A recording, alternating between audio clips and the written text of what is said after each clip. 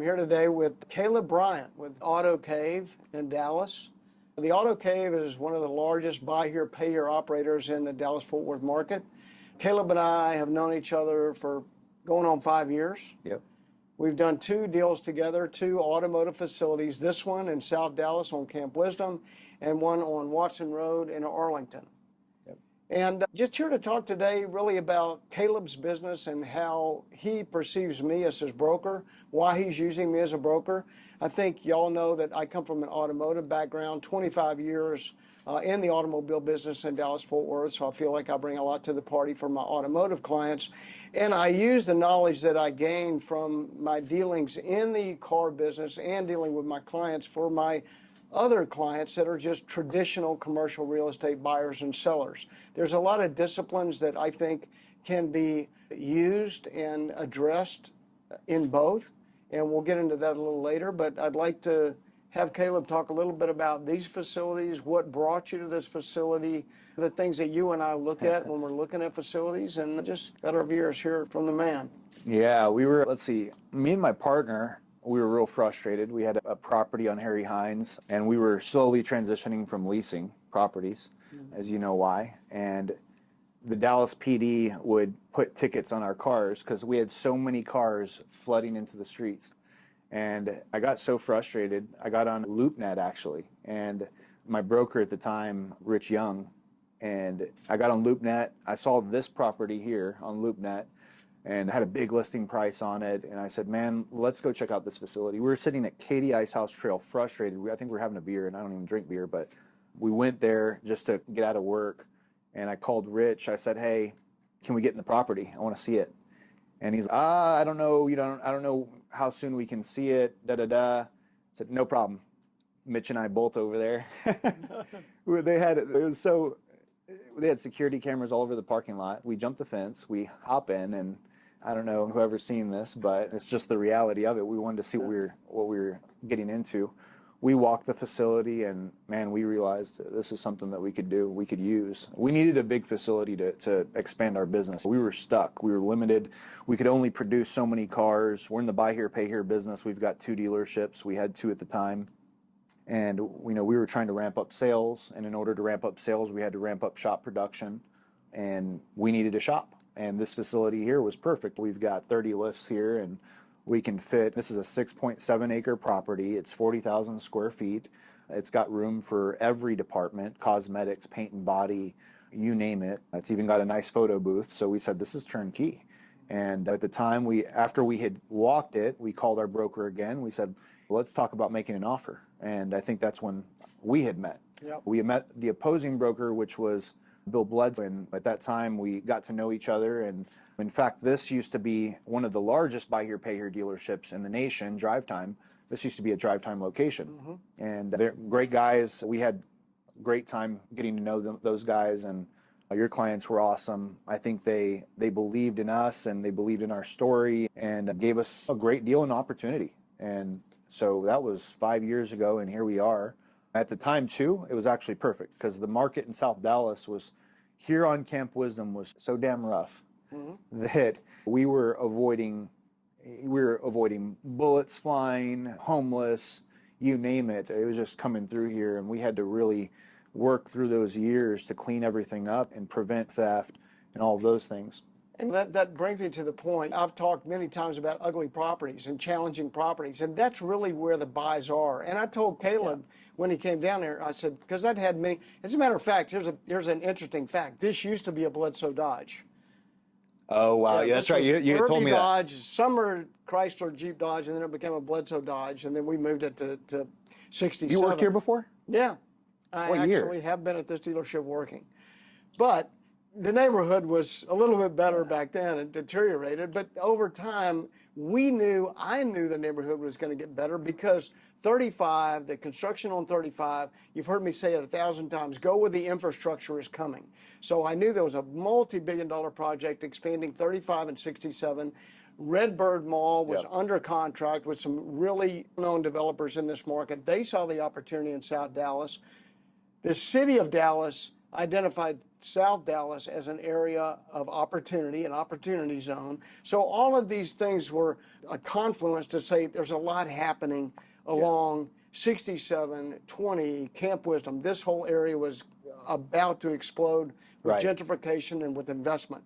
And that's another thing that a lot of dealers will listen to their broker and say, tell me where the market's going, or where are the areas where the opportunities are. And you realize that. I explained it to you, and you saw the opportunity. We took the plunge, and 5 years later. Yeah, and it worked because we were owner-occupying it. We didn't have to convince a tenant to believe in that, right? Owner-occupying and the need to be able to, or the opportunity to be able to owner-occupy this property and operate it ourselves created that opportunity to be able to live through all the rough neighborhood that we were in at the time, to be able to survive through that and actually reap the rewards. Because here we are now, we've got an apartment complex getting put up right there. I can see it through the window. We've got Starbucks that just came in. We've got Chick-fil-A. We've got all these big national retailers moving in, and here we are just, watching it happen. And you've been a part of that too, Kaleb. You got a great reputation. You run a clean shop. You treat people fair. You're honest. That's what it takes. And you told me just now that you and your management team take your people out. You create loyalty. You create trust. And you and I have that trust. If you didn't trust me on this deal, you would have never looked to me for the second deal. And I think that's really important for in a broker-client relationship. I've talked about that. And it's not just talk. It's real. When you find somebody that you like, that's knowledgeable, that you trust, you continue to do business with them. So I appreciate your trust. I appreciate your confidence in me. Yeah. One of the other things I'd like to talk about is the industry. Every industry is dealing with some pretty extreme change right now. We're going through a talk of a recession. We've got a slowdown. We've got interest rates that have creeped up tremendously just in the last 12 to 18 months. You've had inventory constraints for various reasons over the time that you've been here. Where do you see the market going, and how do you see that affecting commercial real estate as it affects to you? Yeah, that's a big question, loaded question. The market right now, we've been in shifting markets here for, since COVID hit. It's just been a constant variable and a huge just shift. Seems every quarter we're shifting and a new factor is hitting us with a challenge. During COVID, we hit a lack of production for the manufacturer, couldn't put out chips, couldn't manufacture and put out the amount of vehicles that need to get put out. So we saw the demand was still high, production was low. It really inflated cost of inventory on vehicles. Real estate held strong because at that time we had a lot of capital flowing through the market. There was a response there where people were given stimulus and people were been given the PPP funds and all of this relief. And so business owners, regular consumers, regular people that are going back to and from work, everybody was seeing a lot of cash in 2021. So our portfolio of auto loans was performing the best it's ever performed in the last, from what I hear, in the last 2 decades, the best it's ever performed. People had the cash flow to make the payments and to upgrade. Yeah, and now you're seeing, you probably saw too in 2021, you saw real estate volume up because you've got title companies also making their cuts because they're seeing the transactions go up. Everybody's making their money everywhere because volume is up. But then, and interest rates were still low. Yeah, interest rates were low. We didn't have that inflation, the results from inflation yet. So, once the results from inflation came about, Federal Reserve responded and said, look, we're going to have to hike these up. We're going to have to hike the rates up. And as that started happening, that's when you saw a big shift in real estate. That's when you saw transaction levels come down and everybody felt it. Investors and you name it, everybody felt it. In the car business, when the rates started to increase or hike up, those who have credit facilities against their portfolio, they're starting to see prime rate start to rise and they're starting to pay higher cost to operate their business, to borrow money. And not only as a car dealer and buy here, pay here, funding automotive loans at high volume, we're not only seeing a higher inventory cost, but we're also seeing a higher cost of doing business. And that hurt. So 2022 came and now you're starting to see all that. And that started to balloon up loan balances. Not only that, once the money ran out, there was just another factor here. The cost of living went up. And so now you've got tenants unable to unable to survive, unable to make their monthly payments on their homes. You're starting to see homeowners unable to make the payments on their mortgages because cost of living's gone up. Right. Vehicle payments have gone up, groceries have gone up, gas prices went up, you name it, right? So it was just a huge trifecta. A paradigm shift. Yeah, yeah. And you and I have talked about this. The way you address that, there's two ways we address it in the automobile business, and your business in particular, and in my business. One is you get cars that have a lower basis, a lower cost, so you can offer that car at a lower payment to someone. Make sure that I'm sure it has a multi-point inspection to make sure the car is ready to go on the road. Yeah. But automobile dealers are always flexible, and I guess that's the term that came back to me with what you just talked about. We know that it's a changing market. The dynamics of the market change. The individual pain points, if you will, are there. But I think what clients are looking for, not only in the automobile business, but in the commercial real estate sector, they're looking for a broker that can say, hey, I know you've got debt service on this land. I know you have to pay taxes on this. I know you've got a building that doesn't have the proper amount of tenants in it, and your cash flow, you got negative cash flow. But this is where a great operator, whether in the automobile business or a great broker, can assist someone who has a piece of land that they want to sell. They can find developers to help them take the burden of that land off, whether it be turning it from ag exemption to a saleable person merchandise, or someone that says, hey, I can take your land, I can sell it for $5 a square foot, but if they have a broker, they can find them a developer and they can go into a partnership agreement or a JV, they may be able to realize $7 to $10 a square foot for that land.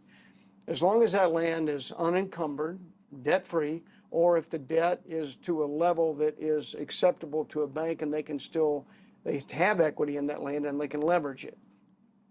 Now, that brings us to another point. I know Gary Bryan Financial does some lending on land, and you will look at land and people that have some land parcels and talk to them. We'll put a link or a way to contact myself or Kaleb. Obviously, if you have an interest in talking about a buy here, pay here automobile, which again, excellent operation, excellent people, excellent inventory, or a financial situation where you have some land that's unencumbered and maybe you want to talk about getting a loan on it or doing some other things with it. Love to talk to you from a broker standpoint, and Kaleb can talk to you from a finance standpoint. Yeah, what we've been doing, just to add on that, we've got a couple different departments now where we started with automotive financing. That's how we got into the finance space.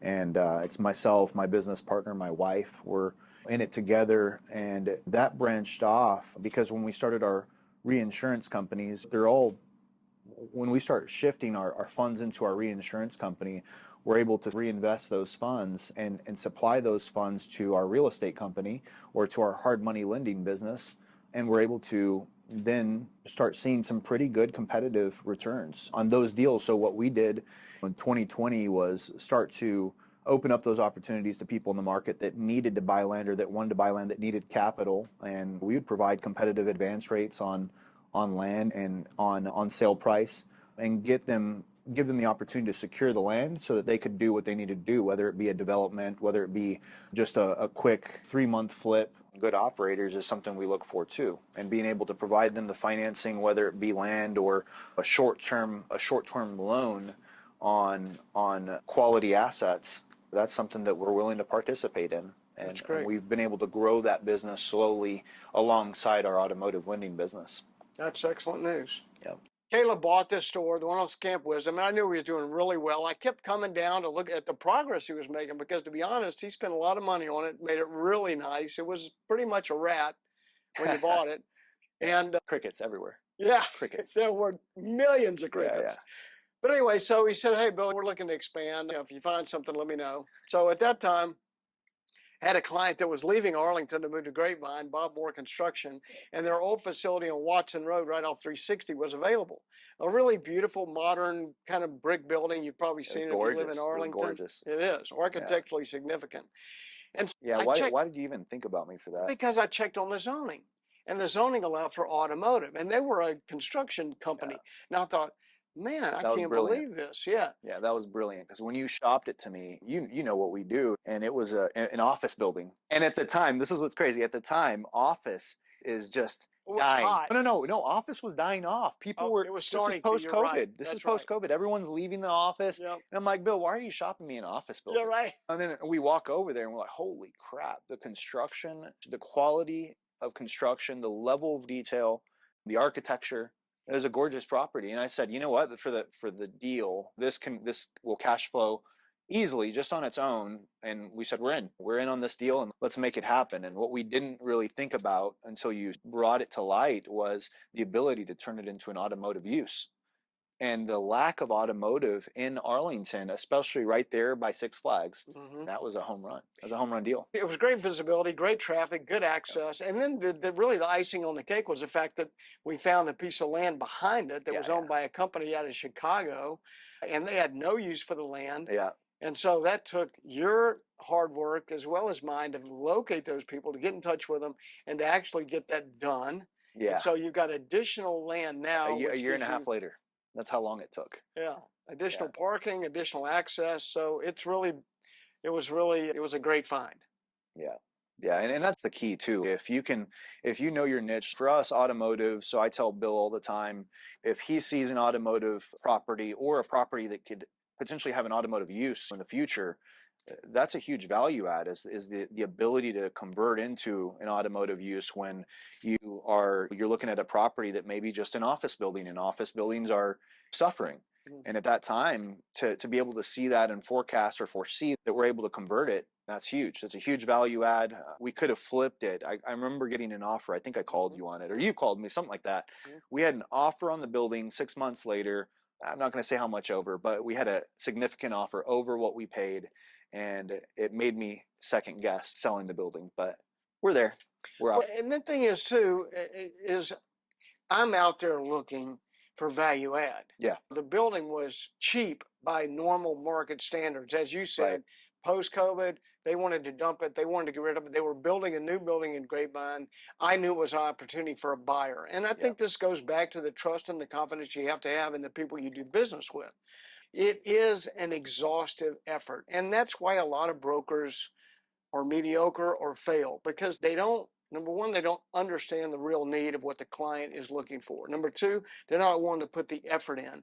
Number three, they don't take the time to go to the city to talk to Yeah. the economic development manager or the city council. Like that Garland deal. Exactly. Yeah.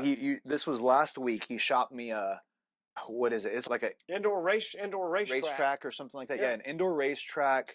I looked at it and I'm thinking, holy crap, this could be a great dealership in Garland. But apparently, Garland is no longer allowing auto use anymore. Right. So you've got those guys that are grandfathered in, really controlling that market. Mm-hmm. But that property right there, for the price point that it's at, we could have made a deal happen had we been able to get that use. Mm-hmm. And it's just being able to know your niche. And that's Yep. where you're able to use your automotive experience with now your real estate experience and say, hey, I can find a home run. Just give me some time. Thank you, Kaleb. It's fun. It really is. Yeah. The hunt is a lot of fun.